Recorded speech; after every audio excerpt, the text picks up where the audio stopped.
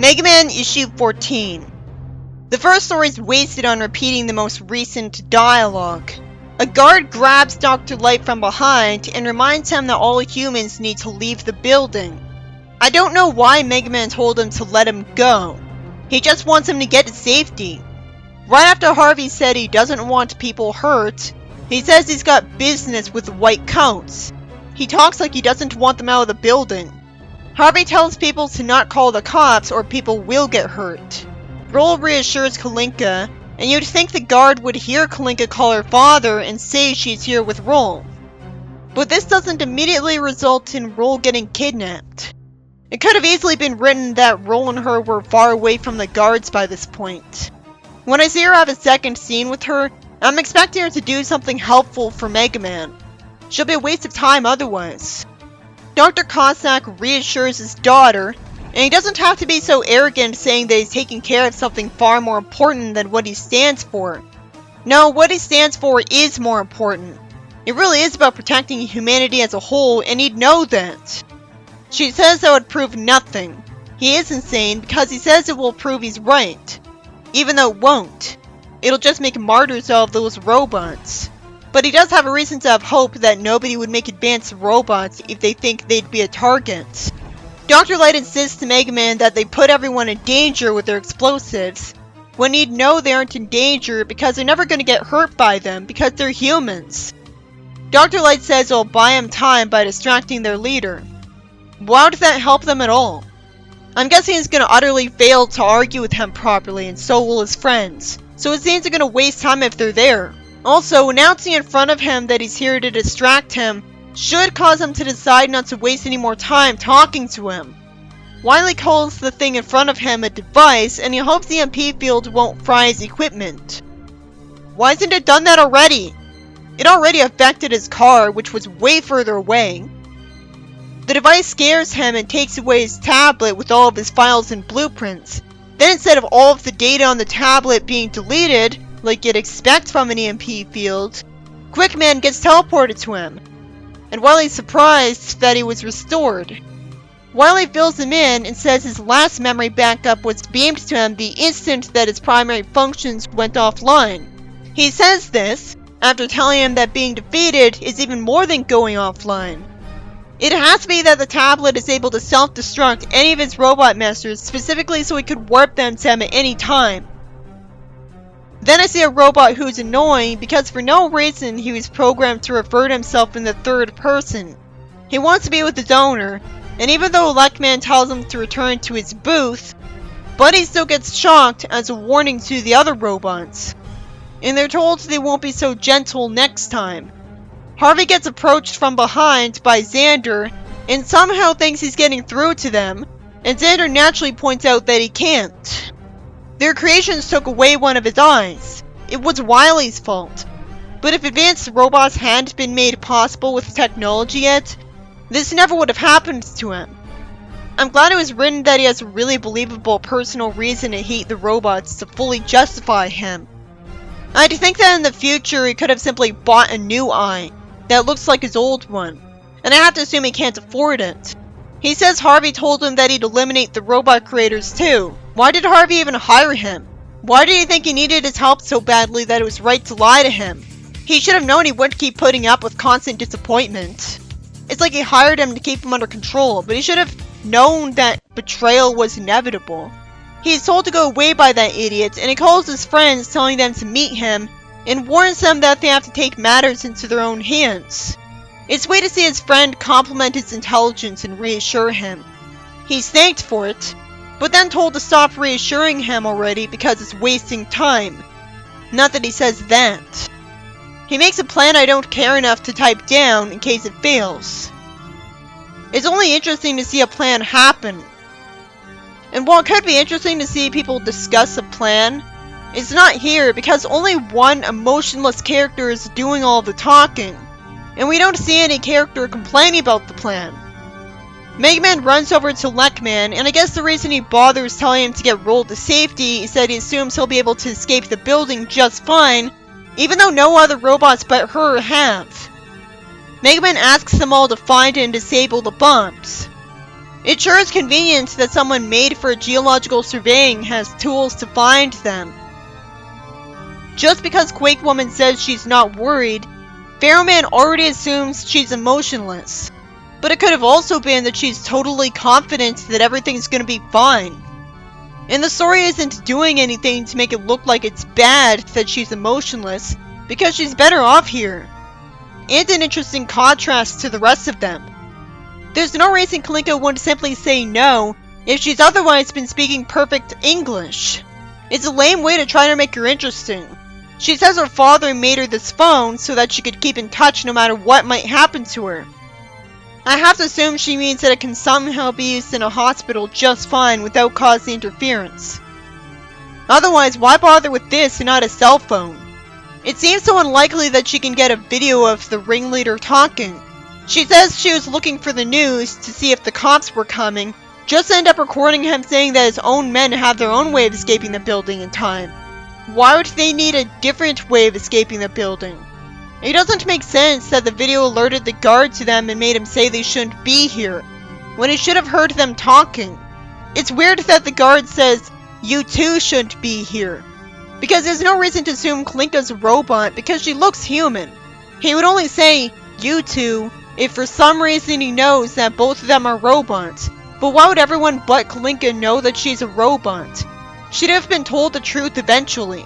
And if she was a robot, she wouldn't be going to school, which I assume she's going to, or she would know she's a robot. It'd be cruel if Dr. Cossack to give her fake memories, making her think she's not a robot, considering that Roll is fine with being one. So he doesn't have to lie to her. Out of nowhere, it turns out Quickman isn't the only robot master that Wily got back. The device also brought back this ridiculous-looking guy off-screen seconds later. Wily says he doesn't want Quickman smashing himself against a wall going too fast in a dark place after he just got him and his brothers back. It's oddly nice of Wily to say brothers. I don't remember Starline referring to Surge as Kit's sister in front of her, even though it'd be smarter if he had told her she was a sister right away to make sure that him being made to live to serve her wouldn't result in infatuation. The silly-looking robot complains that Wily should have told him from the start that he had a heat regulator on his back. Somehow, despite what Wily warned Quickman about, he still says he could have searched this place in a minute. Instead of simply reminding him that it's dark, and he can't see in the dark, for some reason, he says he doesn't have a keen eye for ancient technology, so he's arrogant enough to think only he would be the one to see it. And then they find what Wily calls an ancient robot master, and plans to complete him once his lab is done. It just feels unlikely that an ancient civilization would also have its own robot master. Magnet Man ends up complete and says his builder Raw Moon sends a message through him that Wily's gonna get his lab and army. Why would he help him when he just met him? So he doesn't know anything about his personality. Maybe he only wants to help him because Wily's talented and good at backup plans. We see Mega Man without his armor telling the guards he's being chased by a robot dog, so finally someone thinks to take advantage of looking human. It's explained why this doesn't simply lead to Rush being shot, because they don't want to hit Mega Man with a shot. Mega Man lures them into a room and closes the door and uses his enhanced strength to tear off the doorknob. I guess the mere helper robot has mild super strength, just in case something falls on and pins down Dr. Light. A page is wasted. I don't care about the heroes almost defusing the bombs and just finding them. I'd rather see them do it in the same panel. Harvey sounds stupid by saying that putting personalities in robots is a crude, arrogant mimicry of nature. Clearly that's not what's wrong with it, so he wouldn't say that. Does that mean he's against test tube babies too? It doesn't make any sense that he'd talk like a hippie. I'd expect him to be the exact opposite of a hippie, if he hates technology.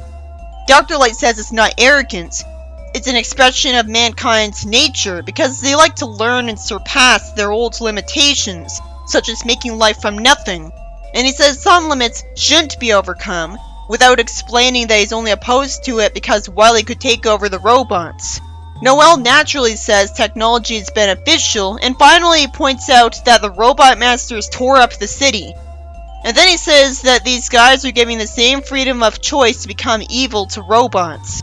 Dr. Light wouldn't say yes. He'd say that their programming doesn't allow them to choose evil anyways, since they're restrained by the first law of robotics, and they're just meant to be helpful. He even told Mega Man that he's restricted by his coding, and him mentioning one little example of a robot being good clearly isn't proving his argument right. Harvey's still got the better argument here. Sure, robots can add to their society, but they're more dangerous than humans when they're taken over by a virus. Out of desperation, Harvey says they're starting to crack with no evidence, and Xander kicks him and says, "There's your crack." Xander says he'll give them all a second to make peace with themselves, and then it's all over. And the story unfortunately ends there. If he was actually competent at what he's doing, he'd literally give them a second. So the only way this would make sense to turn out well is if the bombs were already defused by the time that second passed. Mega Man Issue 15. Mega Man tells the Emerald Spirit guards outside that his dad's inside and needs help, and gets them to follow him because he looks like a human. Once again, the story only goes how it does because they're expected to believe somebody doesn't recognize Dr. Light's son, who he talks openly about. He thanks them. There's a joke at one of the guards' expense because he's scared of rushing into danger, and they run into a room with Rush. So Mega Man closes the door and uses the heat from a laser around the door frame, which is supposed to keep them from opening it. One of the guards calls his co-workers to tell them what happened. And I don't think it's interesting to get told that only a few of the bombs were disabled.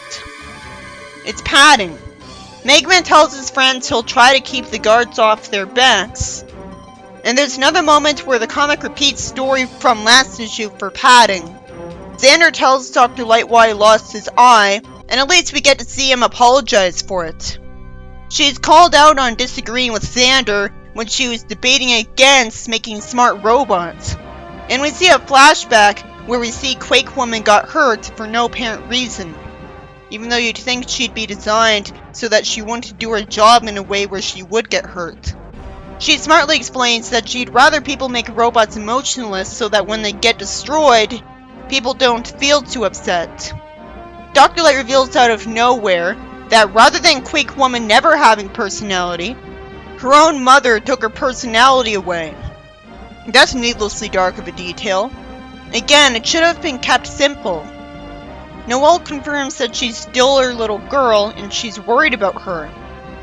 Dr. Cossack says even Wily cares about his creations, even though he has no reason to think that. And Wily wants his robots to bring a robot somewhere to see if Raw Moon can complete it according to his designs. There's no reason one of his robots who's programmed to be loyal to him would care that what he's doing isn't necessary. The blue robot wakes up, and it's so out of character for Wily to say "woo" and "so cool," especially just because he's quick to respond. The alarm happens because something crossed into their territory. So Wily tells his robots to respond. The guard grabs Roll and assumes Klinka's her sister, taking advantage of them both being blondes, and he says they belong outside. I thought they were outside when he first saw them and went after them, so if they weren't, the art completely failed at his job. Roll asks the guard if he could take them out a different exit, and Klinka says it's because they're scared of the other Emerald Spears. I have to assume the guard agreed because he thinks they're harmless kids and he sympathizes with them. And he thinks he'll be able to get away with it by telling them to keep this a secret. Klinka thanks him, and in the parking lot, Roll asks for Klinka's phone, and for no reason she repeats the exposition she had about it. So she Skype calls Rosie with it. After all, she's not a cop. They could have easily not gotten spotted by the guard. We see Needleman get activated, and Wily unnecessarily put his hand on his chest, welcoming him. He tells him to start heavy lifting, and Quickman tells him some robot masters shut down near them. He wonders why he shut down when his power cord didn't give out. And Ramoon tells him it's his fault because his electromagnetic field disables every machine not of his making, and yet his tablet was fine. Wiley talks as if something being an ancient robot somehow makes it believable that it could defy scientific understanding. If anything, it'd be even less likely to because it's ancient. I have to assume it's able to do that because of witchcraft. But it's very lazy not to explain that, because without it, this thing seems completely forced. It just being an alien doesn't mean it makes sense for it to be able to do anything. Ramoon says that with enough time and power, his presence could be felt the world over. And I guess him wanting that combined with not knowing Wiley's a bad guy is why he wants to help him. I guess that's why the Robot Masters weren't completely EMP'd. Ramoon didn't affect them because he was trying to suck up to Wiley. And Xander plans to activate the bombs, only to find out that his guards are tied up and all of the bombs were disabled. So he lost because he grabbed the idiot ball and talked to people he said were unreasonable last issue. I wouldn't do that. It's so disappointing that the writer couldn't think of any other way for him to fail. He made a mistake writing himself into a corner by having Xander betray Harvey too soon. It's like how he had Rule get kidnapped, but somehow Wiley didn't reprogram her to fight Mega Man. Conveniently, for some reason there's a bunch of humans who aren't Emerald Spears here, when the humans were told to go outside. So lasers being around them gives Mega Man the excuse to stick Rush in a guard and get him to drop his ray gun.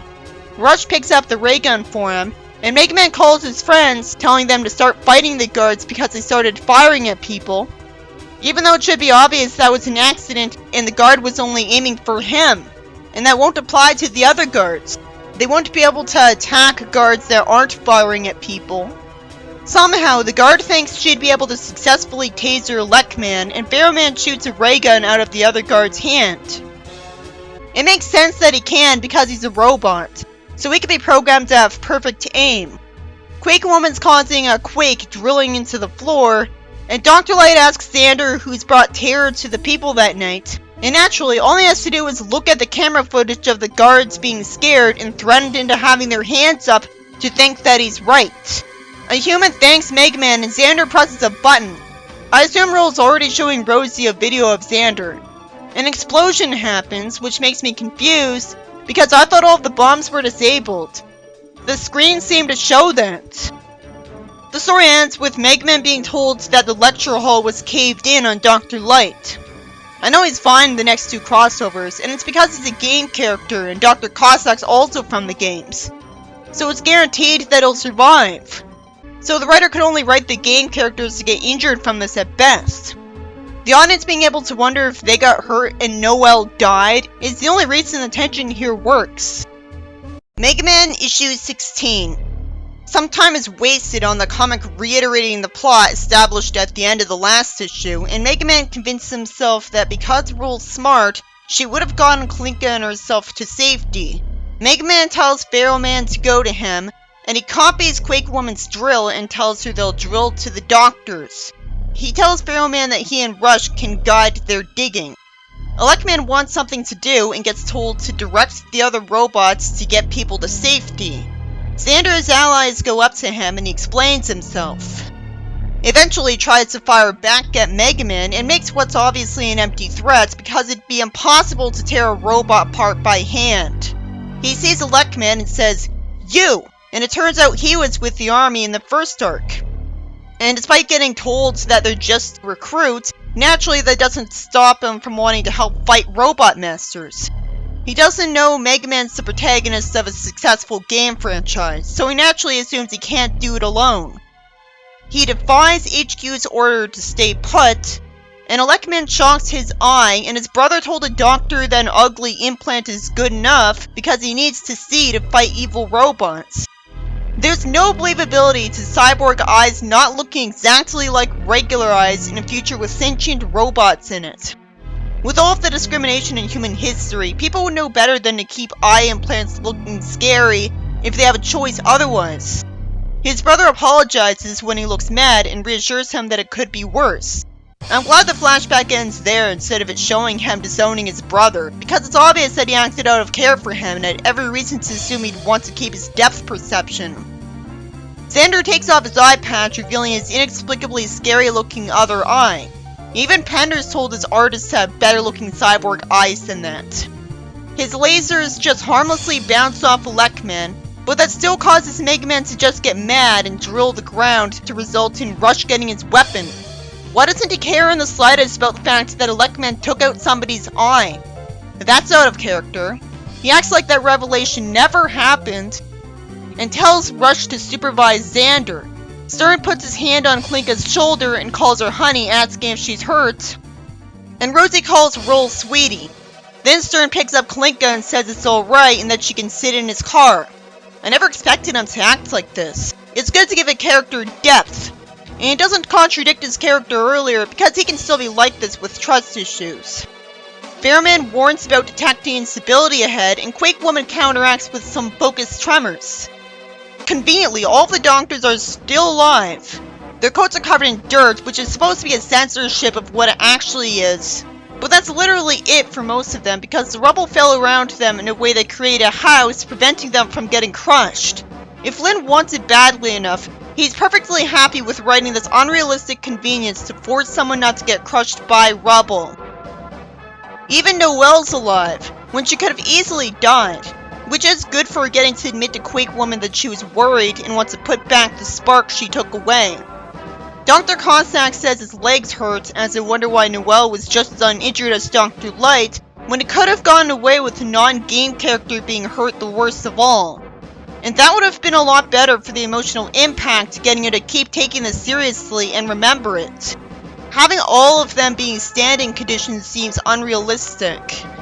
Fairman apologizes to him for not knowing if his daughter is okay when he asks if she is, and Noelle puts her hand on Quake Woman's face, and the heroes get told they missed 2 bombs. Electman gets to apologize to Xander and explain himself. Then he tells Rush to worry about cleaning up later and says he needs the robot to be getting people out of here. Xander tells a needlessly depressing story, but at least it's interesting that he used to live on a farm. I like that the writer cared enough to give him even more of a backstory. Now, if we could get that same attention to detail for Dr. Light and Wily, actually important characters he's supposed to care about, that would be good. Otherwise, it could be compared to Pender's favoritizing his characters, as all of the original Flint characters are being more interesting than the game ones, and Rosie's praised more than necessary. Xander runs away as Electman says to get to the escape tunnel. I'm not expected to believe he's oblivious, am I? He'd hear that. The concept of characters who think they're good guys setting off bombs and hurting innocent people was already done by Flynn in the other M comic with the Freedom Fighters, but at least makes sense here. Xander's friend plans on heading for a hotel with him. Meanwhile, Quake Woman plans to disarm the bomb with Mega Man's help, even though there's a risk of it exploding because it's unstable. I guess they think it'll go off any minute either way, so they're better off doing this in case it surprises someone if they don't. Noelle says she doesn't want her to be destroyed again, even though she was never destroyed before, just damaged. But fortunately she's ignored, even though you'd think she wouldn't be able to ignore orders. Dr. Light asks Electman if he's alright, an explosion goes off, and Mega Man drills, and of course they both survived. Klinka thanks Pharaoh Man for his help, and he naturally tells her to thank Mega Man and Quake Woman instead. So I assume the reason she thanked him instead was that she lives with him, so she's more inclined to be nice to him. Dr. Cossack thanks Rull, and Stern says the Emerald Spears are loose and admits that robots might be the same as people. Then Wily tells Proto Man to show gratitude for his timely rescue, but all he says to support that notion is that he had a power failure and his robot saved him. But clearly it's not something he had to be saved from because he wasn't surrounded by danger. I assume Wily's not telling him why it had a power failure in order to turn him against Dr. Light more. So he says Dr. Light gave him a faulty solar core initially, and he explains that he finished what Dr. Light left incomplete in him. There's no way he would have left anything incomplete before first activating him. Wily says his old weapon system are top of the line. There's no reason Proto Man would have had weapon systems. The writer knows Dr. Light's against violence and only had Mega Man fights because of Wily. It better be explained in the game's canon why Proto Man had weapons. I mean, wouldn't everyone assume that he only had weapons because Wily employed him in the first place? That could have easily been the case. Wily says he added defensive armor for him. The word defensive is redundant with the word armor. No armor isn't defensive. He brags that he's running on a nuclear core of his own design. I'm surprised to learn that the nuclear core wasn't Dr. Light. Wiley reveals he didn't change his programming, and asks him if that was why he left Dr. Light in the first place. He tells Wiley he owes him a debt because he somehow thinks he saved his life. This is so stupid. It's obvious that if all he suffered from was a power failure, eventually he'd be found again and recharged. It's not like Wiley prevented him from being completely engulfed in an explosion, the only thing he couldn't be repaired from. Zero was reduced to a head and was still fixed. And even the basic theory that he started working for Wiley just because he saved him once isn't sound at all, because unless he's a sociopath, he would still hate him for causing robot masters to attack the city earlier. Because he was programmed by Dr. Light, and he'd have to be living under a rock to not know about it by now. If he doesn't even trust Dr. Light not to reprogram him, there's no chance that he would believe Wiley when he said he didn't reprogram him, which is a total idiot's ball. Wiley may know that he left Dr. Light, but he left him without hurting him, so that doesn't prove that he's evil and therefore willing to help him take over the world to get rewarded on the winning team if he succeeds. He wouldn't like him terrorizing humanity, so why would he want to help him with it? It should be established that because his lack of education means he can't make a good resume, with no chance of employment, he has nowhere else to go to have a life more interesting than just wandering the world. Still, it should be explained that he assumes Wiley's plans are all doomed to failure anyways, and so it doesn't make a real difference if he helps him out of boredom, because that is the only way this wouldn't be forced, and it's sad when the only way to justify the plot is fanon, because if you're just casually reading it, you won't think that. You'll just be confused and annoyed because isn't Proto Man supposed to be a good guy? As usual, the writer fails because he should have just kept things simple. If he just reprogrammed him to want to be loyal, this would make sense, and nothing about him leaving Dr. Light proved that he'd be loyal to Wiley. So he wouldn't have thought his core programming was good enough for loyalty to him. Proto Man tells him not to call him Blues. Wiley doesn't want to call him by his model number because that's boring. Which makes sense because he never calls any robots by their model number. So he calls him Proto Man because he's a prototype, and conveniently, Proto Man seems to agree to the name even though he doesn't like that it still ties to his past. Wiley says it'll help break his enemies, so he agrees to the name Breakman. Again, with no thought bubble explaining why he's fine with this, when it should be obvious Wiley's enemies are in the right, since he's made robot masters attack buildings and be fine with hurting people. But I can sort of understand why he'd be so shaken by learning that even Dr. Light can't be trusted, that he'd consider that Wiley might actually have a good vision for the future because he thinks Dr. Light's a bad guy. Still, this needed some further justification, like Wiley lying to him about how he'll make things better for the people after he's put in charge, like give more funding to healthcare, education, and medical research. He doesn't come off as compassionate, so I don't think he'd care. But Proto Man doesn't know him personally like Dr. Light does, so it could make sense that he'd believe he wants that and is just willing to do whatever it takes to get to that position. It makes me wish I did see how a world ruled by Wiley would be like for people, and I mean in depth, not just as shallow as Wiley's picture is everywhere and that's it. I'm only forgiving of him joining Wiley for no reason because I know it has to happen for the sake of a game adaptation and that's only temporary. But the point of reading a comic about this is supposed to be that you'll finally know why he joined Wiley. But this doesn't really explain that if you're smart enough to realize how stupid this is, especially since he only came here because of Raw Moon, as you'll find out later. Even if him wanting to repay him for just helping him makes sense, what doesn't is him helping him with something more than once, as his debt would be repaid after the first time. He doesn't save his life. This issue's about Megman eventually getting some other robots to find the bombs to try to defuse them. And the only tension comes from Xander wanting his boss to just blow up the building already. And at the end, Xander finally gets fed up with his boss, who somehow thought it could change the minds of robot creators who think they're smart, and somehow didn't instantly cite Wiley as why he formed his group. So he knocks him out and plans to destroy them. It's so forced that Xander didn't knock out his boss much earlier, and then he would have won. But at the same time, it should have been written that he waited longer, because that's the only way it makes sense for Megman to win. I have to assume he was hoping his boss would change his mind, and he didn't want to resort to this unnecessarily. But one, then there really was no excuse for him doing this early. And two, he's not afraid of them potentially getting back at him for this in the end. So far, it seems like nothing's to be gained in Klinka somehow getting video feed of Harvey. I mean, she's gonna be useful with it, but there's no point in showing us this if she's not gonna do anything within this issue. This is easily the best arc in the comic. But it is frustrating to see these two sides argue when it's obvious they won't get through to each other, and that the Zero series is gonna prove this guy correct. This issue is about Megman and his friends disabling most of the bombs while Roll convinces a guard to take her outside a different exit, because it conveniently doesn't recognize her for no reason. And the only reason people have so much time is that somehow Xander wasted time trying to talk reason into the robot creators, grabbing the idiot's ball. Xander told off Harvey for doing this, and he planned on activating the bombs right away, so obviously he would have just done that. It would have been fine to write him betraying Harvey at the end of this issue instead.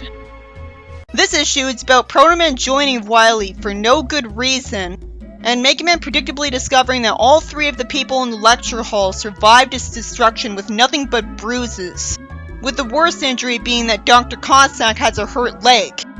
And while it could be possible that the rubble would fall around them in a way where some of it would catch the rubble falling towards them, to make it into a roof over their heads protecting them, considering that they still got hurt anyways, at that point it feels unrealistic how they were barely hurt. It would have been fine and had better emotional impact if Noella had to go to the hospital after this, being more hurt than Cossack. I wasn't even told if his leg was outright broken. If she had been hurt more, the story would have been more memorable as well. It'd be fine because she's not a game character, she's not really important. So it wouldn't be too sad with an audience whose only reason to be invested in her is that she's Tempo's mother, when Dr. Light could have easily made her instead. People appreciate it when stories really make them feel something with the sad moments because it makes the comic memorable and makes them want the characters to succeed more. I mean sad moments like when Ray told Mighty's sister how hard it was on her brother to think she was gone and that he'll always be there for her. And Protoman joining Wily without the writer keeping it simple and having it be reprogrammed would only make sense if he was told that once he took over the world, he'd make it better for people in specific ways, and he believed him because he already thinks Light is evil, or just wants his life to stop being about nothing but boring wandering, and he's certain he'd always fail at taking over the world. The explanations we are given are pathetic. He'd know someone else could have recharged him. Him actually saving his life or helping him at all wouldn't make him able to like him when he tells me he wants him to break his enemies. So clearly it's not nice. There's no way Wily wouldn't have reprogrammed a robot that left his master to always want to stick with this new one. You might as well skip the scene where he meets Wily, because at least your imagination would come up with a better explanation. But the rest of the issue is okay.